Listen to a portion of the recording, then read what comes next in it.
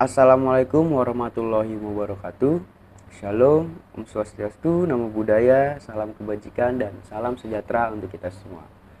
Perkenalkan, nama saya Arlando Yudhistira Jaya, Fakultas Hukum Universitas Nasional dengan nomor pokok mahasiswa 1933005161135. Di sini saya akan mempresentasikan materi yang telah saya buat untuk memenuhi ujian akhir semester Hukum dan Gender yang dipimpin oleh Ibu Cut Din Safina SIKOM SHMH.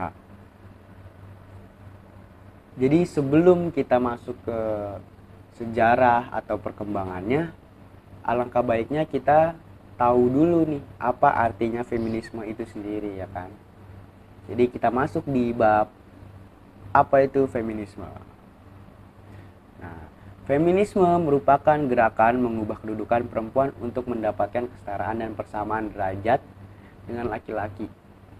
Feminisme bukanlah perjuangan emansipasi perempuan di hadapan laki-laki saja, karena mereka juga sadar bahwa laki-laki di saat pada waktu masa itu atau abad itu, terutama kaum proletar, juga mengalami penderitaan yang diakibatkan oleh dominasi, eksploitasi, serta represi dari sistem yang tidak adil, yaitu dari imperialisme atau kolonialisme, ya kan. Nah, pada intinya gerakan feminisme ini adalah perjuangan dalam rangka mentransformasikan atau merubah suatu sistem dan struktur yang tidak adil menuju sistem yang adil bagi perempuan dan laki-laki.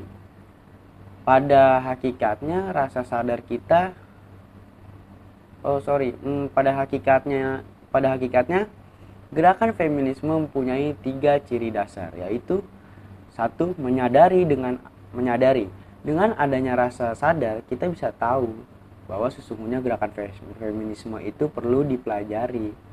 Nah, kemudian kalau kita sudah tahu feminisme itu perlu dipelajari, maka selanjutnya yaitu mencari tahu. Kenapa mencari tahu? Karena dengan itu kita tidak hanya sebatas tahu saja, tetapi mencari tahu apa itu feminisme. Nah, feminisme, ya kan, perkembangannya dan sejarahnya. Lalu setelah semua hal itu kita kemukakan, yang terakhir adalah melakukan gerakan. Nah, di sini kenapa mungkin ada yang bertanya-tanya atau masih banyak yang bingung. Jadi kenapa melakukan gerakan? Nah, karena seperti yang dijelaskan di awal tadi, bahwa feminisme itu lahir untuk ikut andil dalam mentransformasikan atau merubah sistem yang tidak adil. Jadi bagaimanapun caranya mereka mencari keadilan bagi kaum laki-laki dan kaum perempuan. Seperti itu. Oke, cukup di situ. Sekarang kita masuk ke materi yang kedua, yaitu sejarah dan perkembangan feminisme.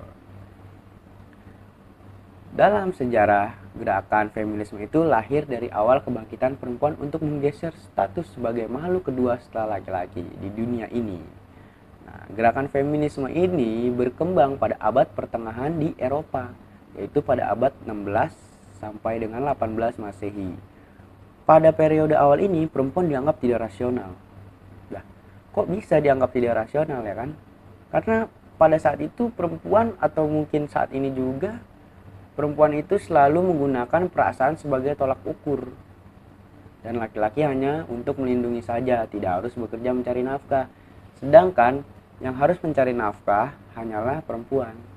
Selain itu, perempuan juga dianggap sebagai jelmaan iblis atau setan. Lah, kok bisa juga dianggap jelmaan iblis atau setan? Nah, di sini akan dijelaskan menurut sumber yang saya baca, hal ini terjadi karena adanya pengaruh dogma gereja yang pada abad itu telah menjadikan kebijakan nomor 1.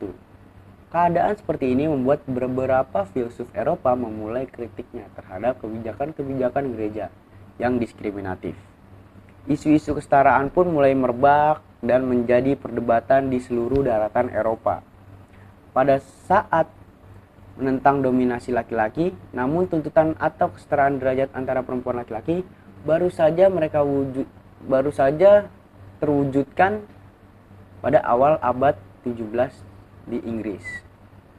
Tokoh-tokoh pergerakan waktu abad 17 di Inggris itu mungkin akan saya sebutkan, yaitu adalah Susan B. Anthony dan Elizabeth Cady Stanton.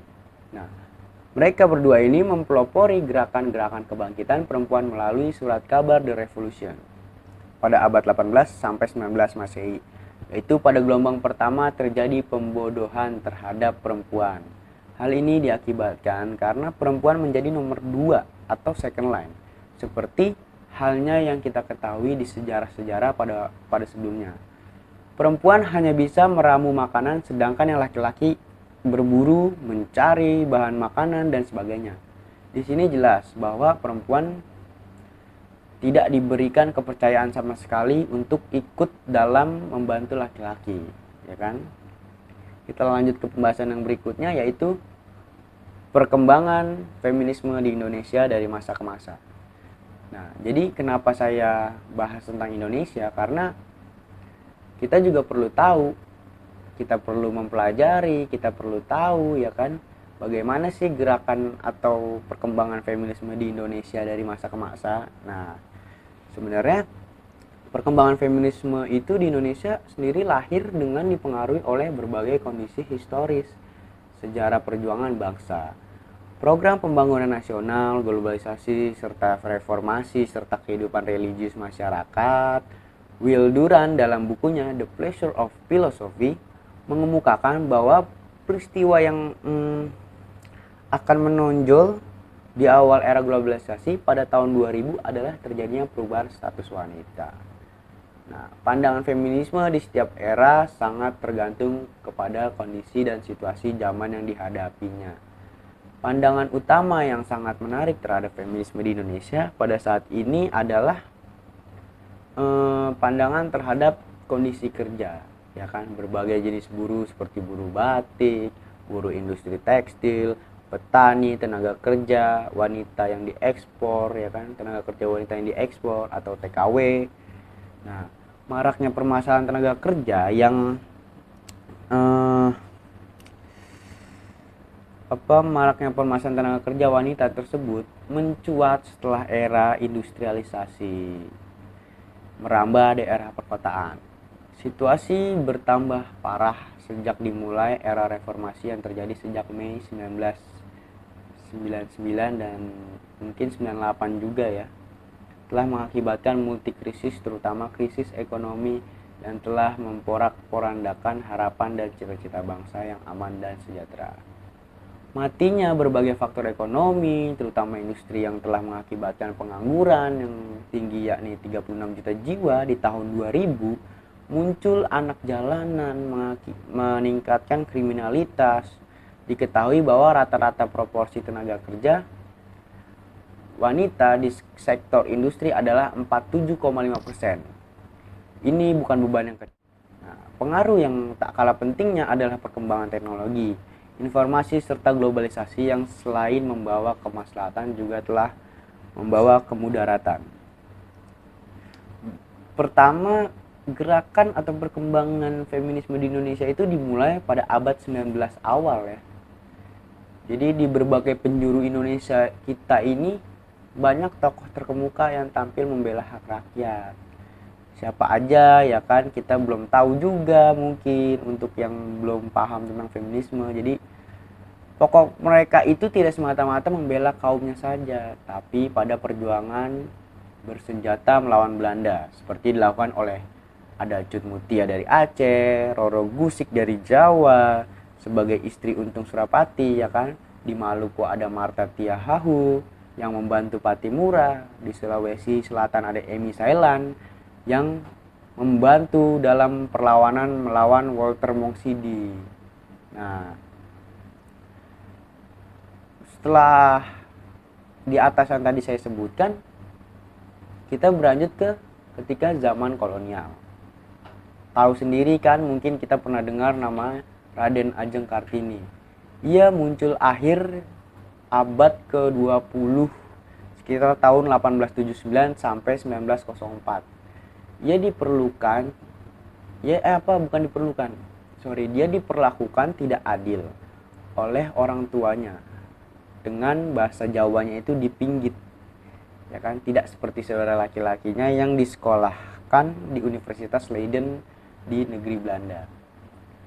Ia merasa terhina oleh adanya perkawinan permaduan atau bahasa sekarang yaitu poligami. Ia kemudian mempelopori dibukanya sekolah untuk mendidik wanita. Setelah itu lahir tokoh feminisme di Jawa Barat seperti Dewi Sartika, kan? Nah, tahun 1912, organisasi perempuan yang pertama adalah Putri Mardika yang lahir tahun 1912. Organisasi ini memiliki hubungan dengan organisasi nasional pertama yang kalau nggak salah itu Budi Utomo, ya kan? Setelah Putri Mardika berdiri, muncullah perkumpulan perempuan lainnya bernama Putri Sejati dan Wanita Utama. Selanjutnya, gerakan pembaruan Islam Muhammadiyah yang terbentuk tahun 1917 telah melahirkan organisasi wanita Aisyah pada tahun 1920 dan kemudian diikuti oleh organisasi perempuan kaum Katolik dan Protestan. Demikian pula di Maluku, Minahasa dan Minangkabau, gerakan organisasi Aisyah ini memiliki isu sentral agar perempuan mendapat pendidikan yang baik dan perbaikan kondisi poligami. Sedangkan organisasi perempuan kaum Katolik dan Protestan menyuarakan anti poligami. Di tahun 1920 muncullah organisasi Sarekat Rakyat yang menyuarakan peningkatan upah dan kondisi kerja yang baik bagi kaum perempuan. Disusul kemudian oleh lahirnya organisasi lainnya yang memperjuangkan perlunya pendidikan bagi kaum perempuan, menentang perkawinan anak-anak, pemaduan serta perdagangan perempuan dan anak-anak. Lanjut ke setelah tahun 1920 beranjak ke masa penjajahan Belanda. Menyuarakan upah yang sama, pada saat itu perjuangan feminisme di masa penjajahan Belanda itu menyuarakan upah yang sama, perbaikan hukum perkawinan serta esensi pendidikan untuk perempuan. Jadi seperti itu. Nah, wanita Indonesia harus menyokong atau mendukung Indonesia merdeka, bergabung dengan pasukan bersenjata dan ikut perang gerilya. Seperti itu. Setelah masa penjajahan berangkat ke pasca kemerdekaan.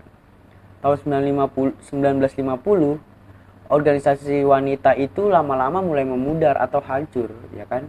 Di samping itulah muncullah yang bernama Gerakan Wanita Indonesia atau Gerwani sebagai kelanjutan dari Istri Sedar. Organisasi ini tersebar di berbagai kegiatan masyarakat seperti warung, koperasi simpan pinjam, petani, buruh pabrik, taman kanak-kanak, dan yang diselenggarakan di pasar. Juga perkebunan, kampung, badan penyuluh perkawinan, dan khususnya dengan materi buku ajaran komunis. Nah, di masa Orde Baru, pada era ini organisasi itu mengalami pengekangan hingga tahun 1968. Tahun 1966 hingga 1970 terjadi pembersihan Partai Komunis Indonesia atau yang bisa disingkat PKI. Satu-satunya organisasi yang hidup adalah Perwari. Kemudian tahun 1978 Perwari dilebur ke dalam Golkar. Pada tahun itulah hilang organisasi wanita yang bersifat independen. Akan tetapi lahir beberapa organisasi besar seperti Golkar, Dharma Wanita.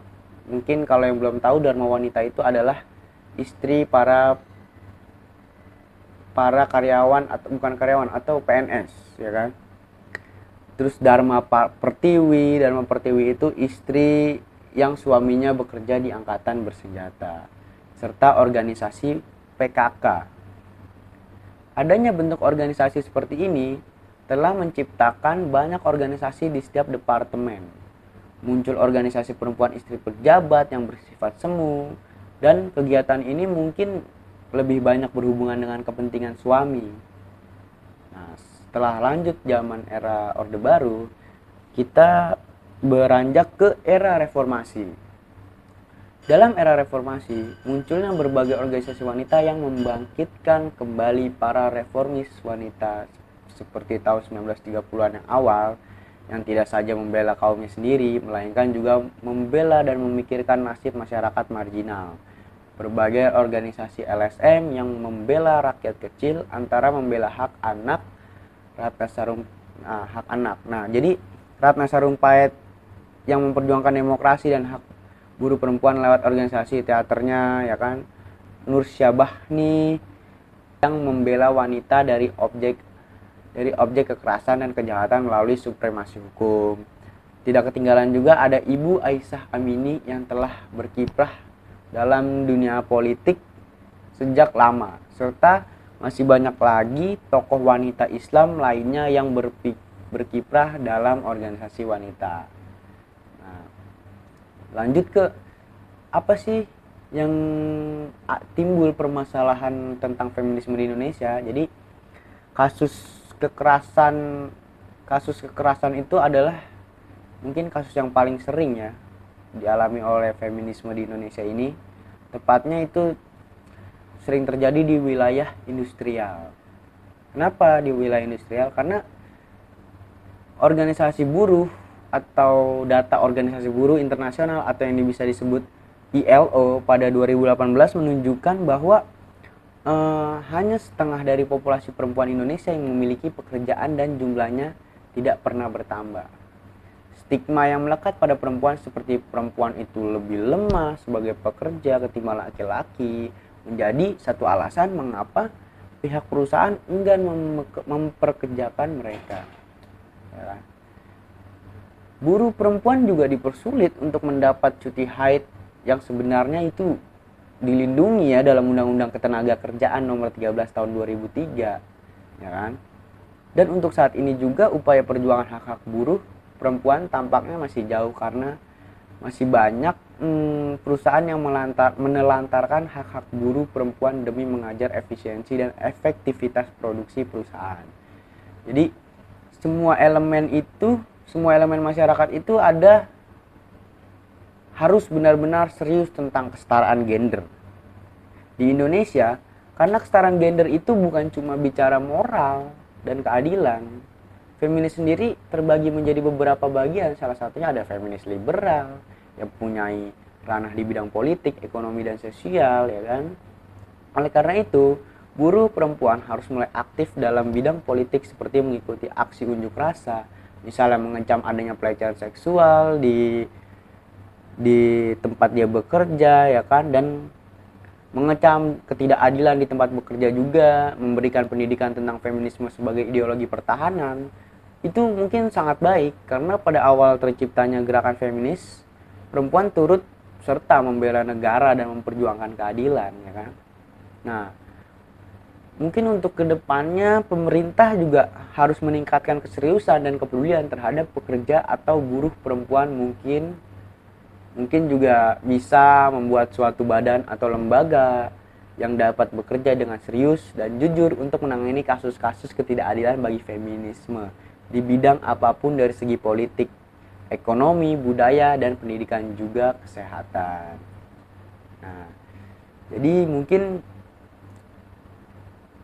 kita bisa mengambil kesimpulan, jadi feminisme itu lahir untuk ada untuk melawan ketidakadilan, ya kan, merubah dan mentransformasikan sistem yang tidak adil di era kolonialisme dan imperialisme, ya kan, dan sebagai bentuk sebenarnya kaum feminisme ini memperjuangkan haknya bukan untuk feminis saja, tapi untuk kaum laki-laki juga. Jadi seperti itu.